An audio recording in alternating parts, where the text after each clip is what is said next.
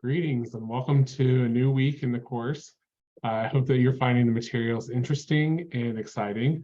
I'm excited to continue to read all of the fantastic posts that you're posting inside our discussion boards, and I'm looking forward to your first essays that are coming up here really quick. Last week, we started talking about the role leaders play in inspiring trust with others. This week, we're going to expand upon that a little bit more and talk about identifying your own strengths and weaknesses as a leader, and explaining the important role that leaders play in role modeling behaviors for others. So when I think about this, I think a lot about the Dr. Seuss quote, "Be who you are and say what you mean, because those who mind don't matter and those who matter don't mind." So that idea that saying what you mean and meaning what you say and being authentic, and the role that that plays in how we lead other people and how we interact with people on a day-to-day basis, and how important that is. Behavioral scientists tell us that only 18% of the population in America are assertive enough to take things and deal with them head on, including difficult situations. These people, you could say they thrive on conflict. They don't care if they offend people. They will say what they mean, even if it's off the cuff and rude, and they're often considered bold in their approach. Meanwhile, the remaining 82% of the population tend to shrink away from conflict and would prefer not to address problems when they arise, or kind of shirk those problems until something bigger happens and we have to deal with it. So let's ask ourselves, why is it so hard for people to say what they mean and to mean what they say sometimes?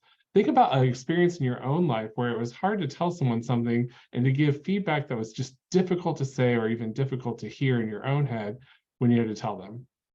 As president of a community college, I often have to give feedback that people don't want to hear, whether it's a bad idea that just isn't going to work out or a difficult choice that you have to make in terms of being a leader. It can be a very hard thing to master. So we're going to talk a little bit more about how do we become masters.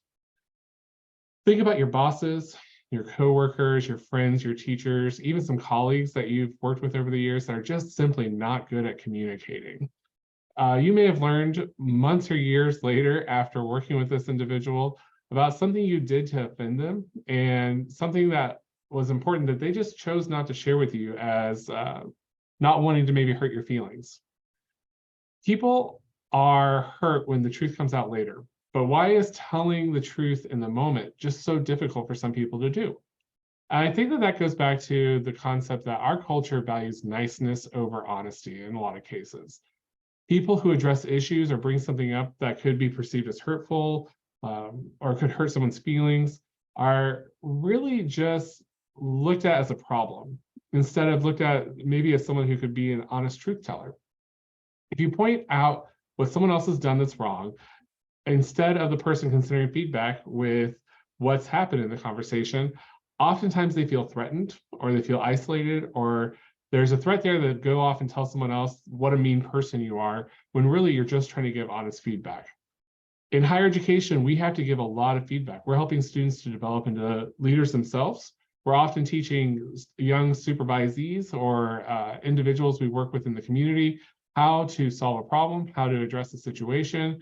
We have a lot of difficult conversations in student affairs that require us to have authentic, meaningful conversations on a regular basis.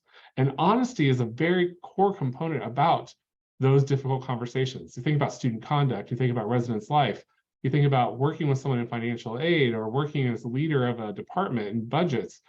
Honesty is integral to all of those conversations.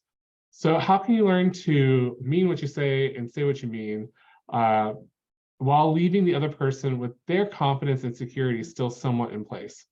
I'm going to tell you from practice, it takes practice and diligence, but the best results show that they're worth it. So some things we have to consider when we're in higher education and leading other people are a couple of ideas that I just want to share with you today. And you'll read more in our textbook this week, and you'll learn more from your amazing colleagues on our discussion boards. All of us have stories where we wish we'd have done something better or wish we would have been treated just a little bit better in terms of the honest feedback that we're given. So when you want to deliver negative or not great feedback, consider your goal. What do you hope to accomplish as an outcome? Do you want the person to become more aware? Do you want them to change the behavior? Are you trying to stop them from hurting themselves or others? Think about your own intentions first. Many times we just want the other person to know something. We don't have an expectation for what could happen once they know. If you have an outcome in mind, maybe consider framing around a certain concept or thinking about how you want to frame your comments differently. An idea might be starting out a conversation with, I'm hoping I can share some feedback with you that you might consider in the way you treat your classmate. So in that point, you're setting up the conversation to say it's your intention to share some feedback that's not going to be perceived possibly well, and the why, because you want to improve their relationship with a classmate. And I think it's okay to also ask permission about when it's the right time to offer feedback. Let the person know you'd like to share something, but make sure that they're open to hearing it. If I'm cramming for a test and I have a test within 5 minutes, now's not the time that I want to be addressed about a behavior that I had in a class earlier in the week, right? Right now, you just got to make sure that someone's open to perceiving the feedback that you want to hear and to really set the stage for having an honest dialogue about how their actions are impeding their success. You want to be objective and stick to the facts in your approach. Try to refrain from using broad brushes. Try to refrain from embellishing or exaggerating a situation. And make sure that you're trying to remove emotion from the conversation as much as possible. I think one of the things as leaders is oftentimes we have to be a little emotionally adept to how we are perceived. And sometimes it can be really hard to have conversations and to tell people how their behaviors are impacting others, including ourselves. I think that's why it's important that we acknowledge our own feelings. It's perfectly fine to have a reaction and to share it. Many people don't know how their behavior impacts someone.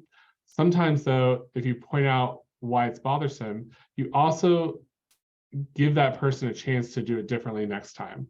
So really, if we're avoiding tackling a situation with someone, we're just allowing that person to continue to repeat negative behavior and reinforce that behavior in a learned pattern that's just not going to set them up for success later on. And I think about how many times we have intervention strategies with students in student conduct situations, for instance.